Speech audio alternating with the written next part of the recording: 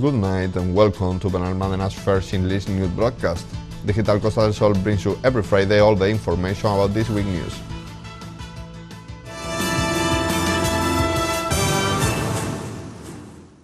With the summer upon us, City Hall is making efforts to guarantee the continuity of Tivoli World, proposing the creation of a working table with other administrations to address the problems of the amusement park. Benalmadena's mayor, Víctor Navas, spoke this week on the latest effort made by the government team to guarantee the continuity of the Tivoli World amusement park, essential for the economy and the generation of employment not only in our municipality but also in the province.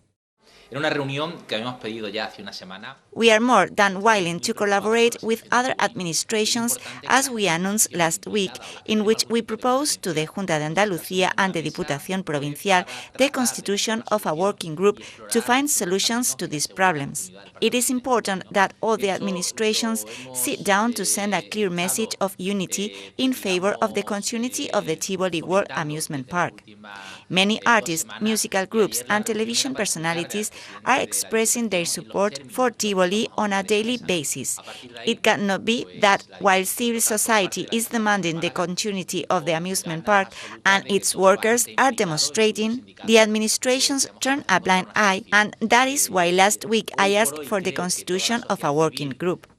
On Monday, the mayor held a meeting with Diputación President Francisco Salado to find a definitive date for the creation of this table. In addition, last Friday, 28th of May, we met together with trade unions and representatives of the Tivoli workers with the Vice President and Minister of Tourism of the Junta de Andalucía, Juan Marín, to seek his firm commitment to the situation that the park is going through. We know that the solutions are not easy, but if we do not sit down, we will never be able to address a possible way out to ensure the continuity of Tivoli. In the meeting, I note the concern and desire to participate in the working table of the Regional Tourism Minister, so I want to insist on the need to convene this working table as soon as possible to start working and send the necessary message of unity and support for Tivoli to unblock its current situation. Just a few weeks ago, crowds of people gathered at the entrance of the emblematic Tivoli amusement park to demand the reopening of this Costa del Sol icon. The park is in insolvency proceedings since August 2020 due to the request of the real estate group Tremont, which bought Tivoli in 2007 as part of a larger operation, resulting in a legal dispute for an alleged lack of payment that is pending to be resolved. Benalmadena's mayor, Víctor Navas, spoke last week about the motion approved in plenary session to ask Junta de Andalucía to bring back the vaccination against COVID to the municipality. Last Thursday, all parties represented in Benalmadena's City Council unanimously approved a motion to demand Junta de Andalucía the return to Benalmadena of the vaccination campaigns against COVID-19, as currently residents must travel to Torremolinos to attend the mass vaccination days. Benalmadena's mayor, Víctor Navas, put in value the motion explaining the situation. On Monday, May 17th, Benalmadena residents start to have to travel to Torremolinos to be vaccinated against COVID-19. For 3 weeks, the Arroyo de la Miel Sports Center was ceded to the Andalusian Government Ministry of Health to be the place where the residents of Benalmadena were vaccinated. A total of 3 days where just over 2,000 vaccinations were dispensed. The experience was better each day. The professionals were comfortable and the residents were delighted with the proximity and accessibility of the place. The mayor highlights that they do not understand the change of criteria. We do not understand why, if the vaccination was already underway in Benalmadena and the first inconveniences were already overcome, it was decided to move the vaccination to a place in the neighboring town where there is no direct public transport. Benalmadena Town Hall has collaborated at all times with everything that the Regional Ministry of Health asks of us. We have seized the municipal facilities and we have provided all possible facilities so that the vaccination could be carried out in our town. The town hall continues to make the municipal buildings available to the Junta de Andalucía for the two health centers and the consultorio if they so request. Through the motion, the corporation is committed to urgently request that once again the vaccines are dispensed to the residents of Benalmadena in our town. The other agreement of the motion contemplated, if this is not possible, to request the Andalusian government to offer free and direct transport from the three population centers of Benalmadena to the Palacio de Congresos in Torremolinos. The Benalmadena Town Hall emphasized that they have collaborated at all times with everything that the Regional Ministry of Health has asked of them, providing the municipal facilities and making all possible arrangements so that the vaccination could be carried out in our town. Costa del Sol was one of the entry points of modernity in Spain during Franco's dictatorship, and the filmmaker Rafa Tal presented last week a new documentary that tells its role during this period.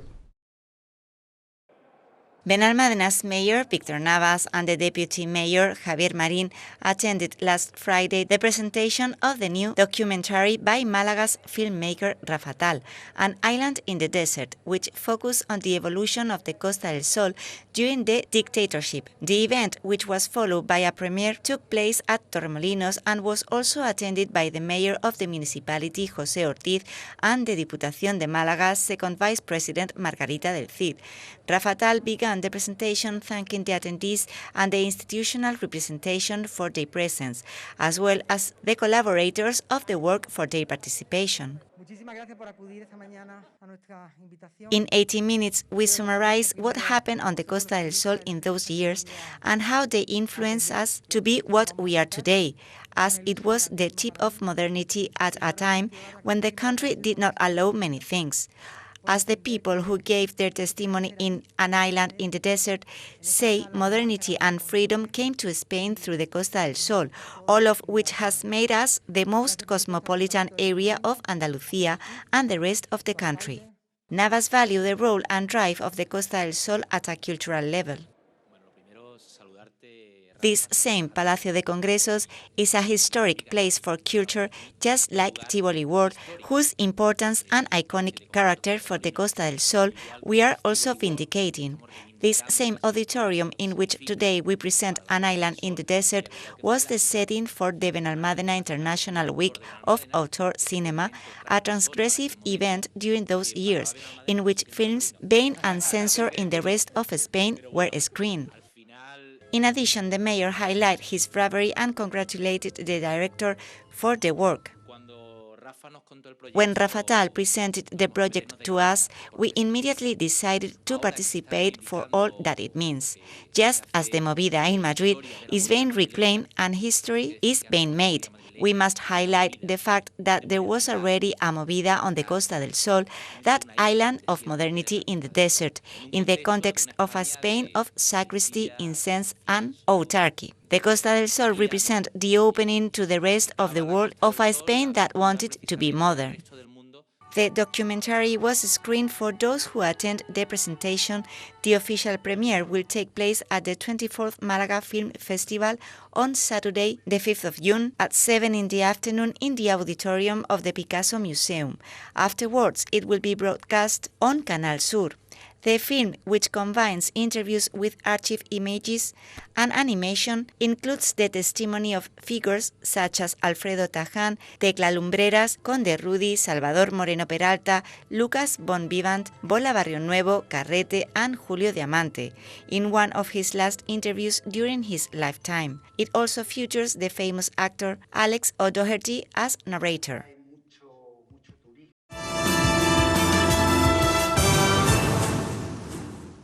Cinema returned to Casa de la Cultura with a masterclass in production and a special event that combined movies and music thanks to the Benalmadena Film Club that plans to start again with their usual screenings in October. Culture Area Coordinator Pablo Centella, the president of the Cultural Association Cine Club Más Madera, Enrique Garrido, and its vice president, Vladimir Merino, announced the calendar of activities that will mean the return of the 7th art to Casa de la Cultura after the extension and improvement works of its auditorium. El cine es muy importante Cinema could not be missing from the program of activities we have organized for the reopening of Casa de la Cultura. The seventh art is very important for Benalmadena's culture, as demonstrated by the 30 years of activity of the Masmadera Film Club or the organization of events such as the historic SICAP or the current FICAP. In the new stage of culture in Benalmadena that will start in 2015, we wanted to strengthen the role of cinema and strengthen the collaboration with Masmadera. On Wednesday the 2nd, there was a master class in film production by the Malaga producer Dylan Moreno, and on Tuesday the 3rd of June, the Masmadera Film Club returned to Casa de la Cultura with a special event with the participation of the Masmadera Jazz Band. Garrido highlighted that it is an honor to restart the screenings on this auditorium. For Masmadera, it is an honor to open the recently remodeled auditorium of the Casa de la Cultura to cinema.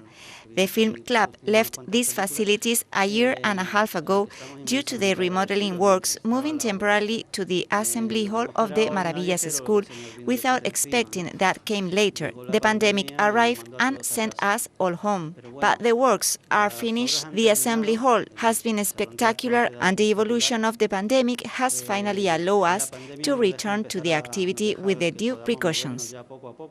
16 cuts of essential films from cinema's history with a musical character were selected from the screening made, which was accompanied by live from the Masmadera Jazz Band. Merino stressed the historic symbiosis between cinema and music.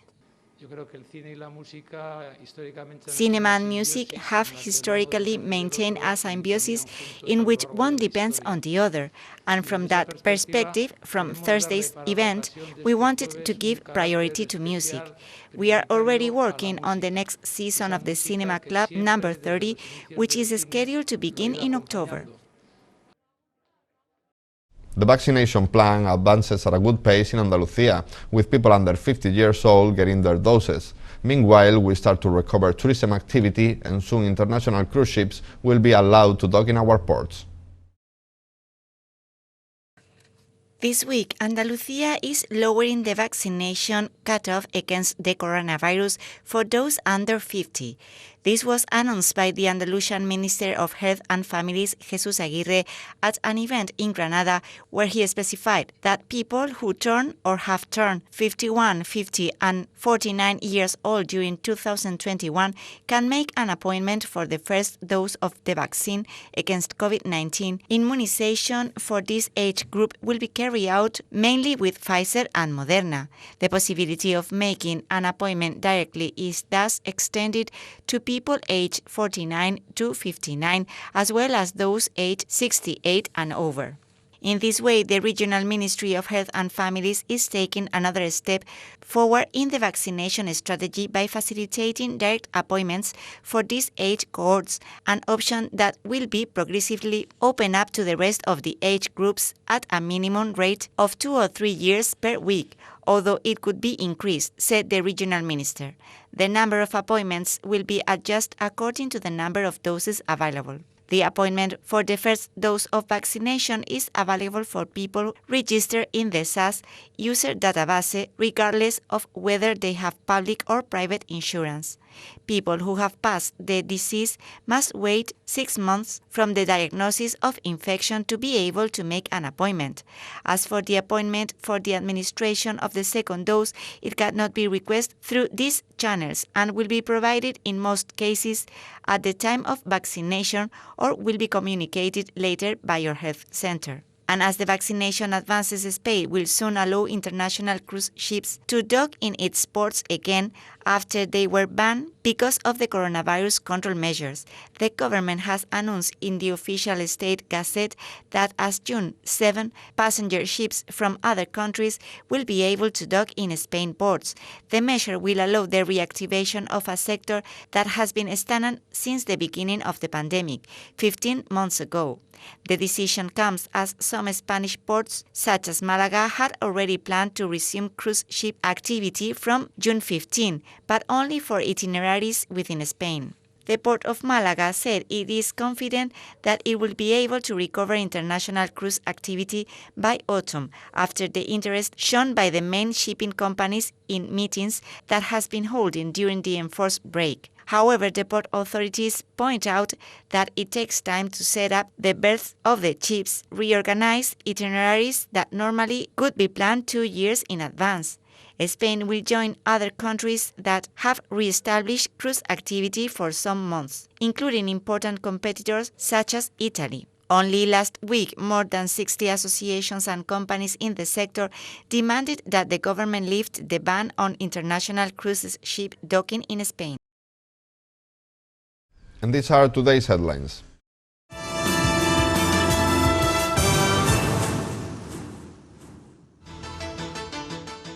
Navas calls other administrations to save Tivoli.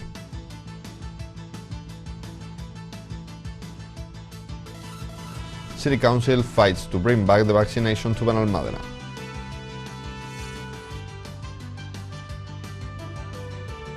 Rafatal premieres his new documentary Una isla en el desierto.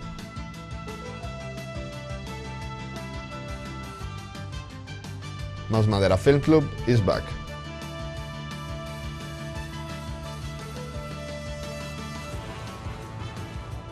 The vaccination plan advances at a good pace.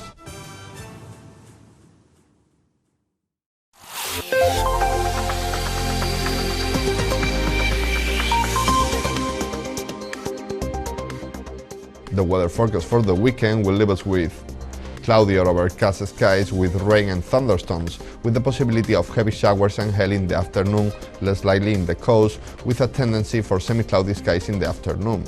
Temperatures will remain unchanged except for inland lows. Variable winds, predominantly southerly, becoming westerly in the afternoon inland.